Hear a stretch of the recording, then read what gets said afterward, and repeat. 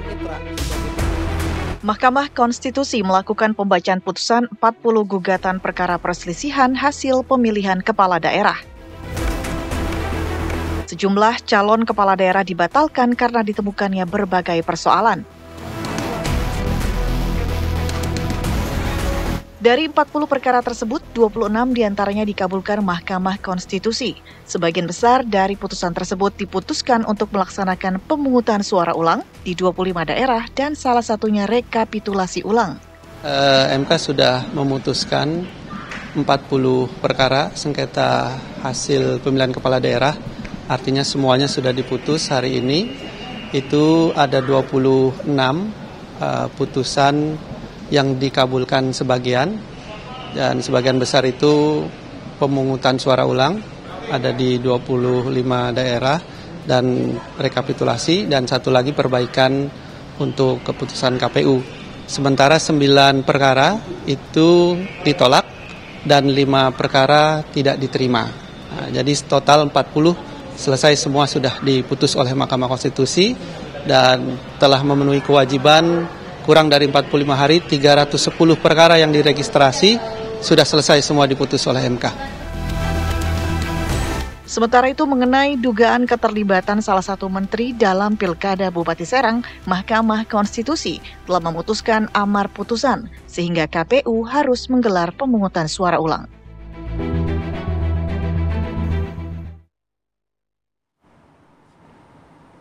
Ya pemirsa, artinya ini kalau MK membatalkan, tadi sudah ada 26 yang dikabulkan ya dari gugatan. Nah, informasinya ini 24 yang PSU.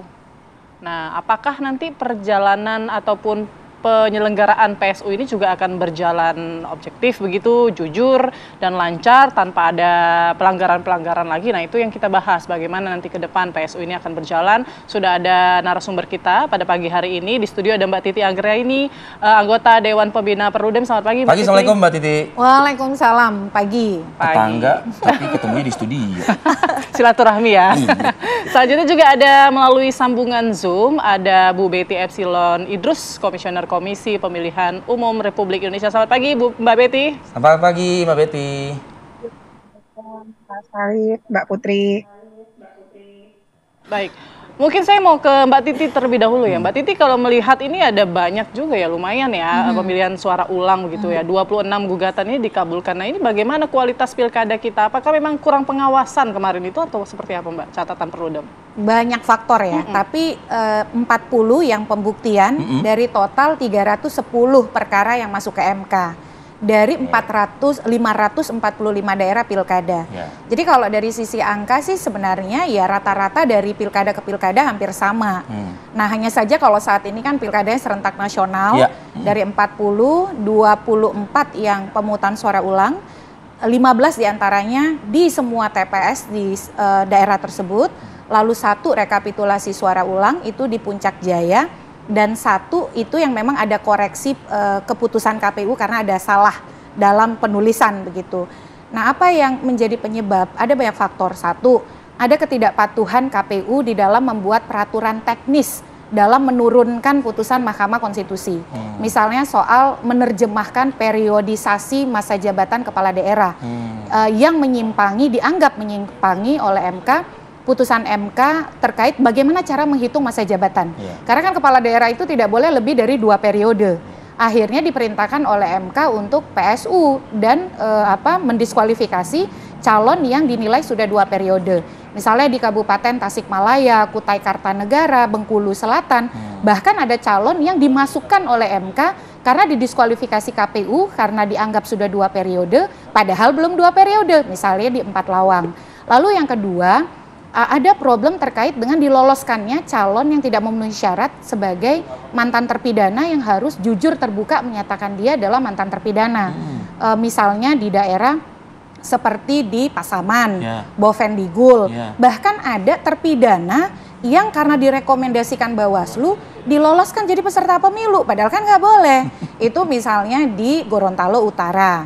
Jadi banyak tuh soal keterpenuhan syarat calon, bahkan ada yang tidak memenuhi syarat ijazah minimal SMA, seperti di Pesawaran dan di Palopo. Jadi di sini memang ada kontribusi adalah ketidakcermatan dan ketidakprofesionalan baik saya kira diantaranya KPU dan Bawaslu, karena misalnya di kasus Palopo yang kemudian ini bisa terjadi karena ada rekomendasi Bawaslu yang ikut juga memuluskan itu gitu. Kompleks ya. Jadi soal syarat aja SMA sampai harus ke MK begitu. Yeah. Nah ini karena pembuktian apakah paket C-nya itu valid atau tidak.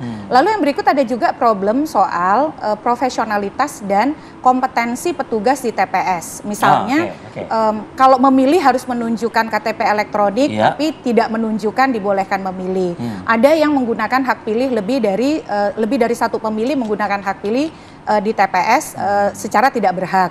Hal-hal seperti itu. Nah, termasuk yang menurut saya salah satu yang paling fenomenal di Banjarbaru, di mana pilkada bercalon tunggal tapi dipaksakan tanpa opsi kotak kosong di surat suara yang kemudian diputuskan. Jadi surat suara itu hanya ada satu pasang aja? Hanya ada satu, fotonya masih dua, tapi suara sah itu hanya dihitung kalau memilih calon yang nomor urut 1 begitu. Jadi 100% dia dapat suara sah.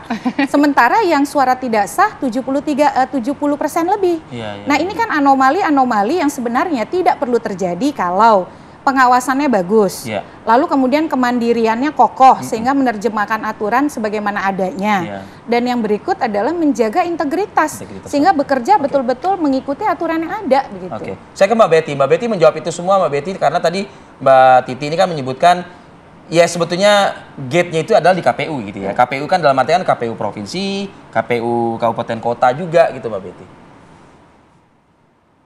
Ya, dalam melakukan penyelenggaraan pemilihan kepala daerah dan wakil kepala daerah di 545 daerah tentu ada peran masing-masing dari KPU RI sebagai pembuat aturan teknis, lalu kemudian teman-teman di tingkatan provinsi untuk pelaksanaan gubernur, teman-teman di tingkatan kabupaten kota untuk pelaksanaan bupati dan wali kota. Nah, pembagian pekerjaan itu kemudian akan kita terlihat gitu ya dari sisi penyelenggaraan, dan kemudian kita tahu saat ini saya harus meralat sedikit, PSU di semua daerah itu ada 14 satker, 14 daerah. Lalu kemudian PSU di sebagian daerah itu ada 10, sebagian tidak semua daerah. Rekapitulasi ulang ada di satu daerah di Kabupaten Puncak Jaya, tidak diterima dan ditolak, itu ada 14, dan Jayapura untuk perbaikan surat keputusannya.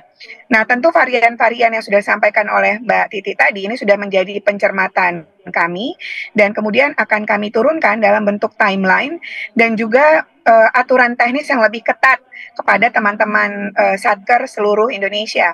Memang persoalannya ada di berbagai varian, tadi soal pencalonan, lalu juga soal TSM di satu daerah, dan juga kecermatan di saat pelayanan pemilih di KPPS.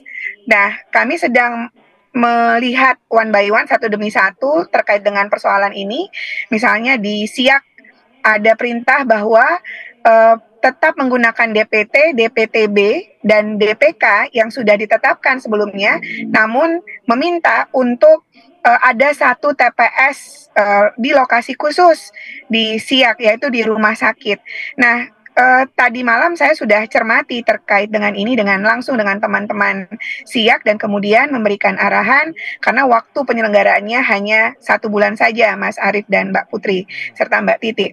Nah, kami juga sedang memetakan mana yang harus ditindaklanjut dengan tenggat waktu 30 hari, 45 hari, 60 hari, 90 hari, dan 180 hari. Jadi saat ini sedang dipetakan, Mas dan Mbak sekalian, terus what should be done-nya, apa yang akan dilakukan, harus berkoordinasi dengan siapa, sehingga penyelenggaraan pilkada ke depan ini tidak menyebabkan ada PSU berikutnya. Oke, nah pertanyaan selanjutnya ini, apakah pemungutan suara ulang ini kemudian beberapa calon yang mungkin verifikasi datanya tidak lolos dan lain sebagainya ini apakah didiskualifikasi? Kita harus menerjemahkannya juga ini ke depan. Apakah mereka tetap masih bisa ikut pemilihan ulangnya begitu, atau memang ada beberapa yang didiskualifikasi? Tapi nanti ya Mbak Betty, kita akan kembali sesaat lagi usai jeda berikut.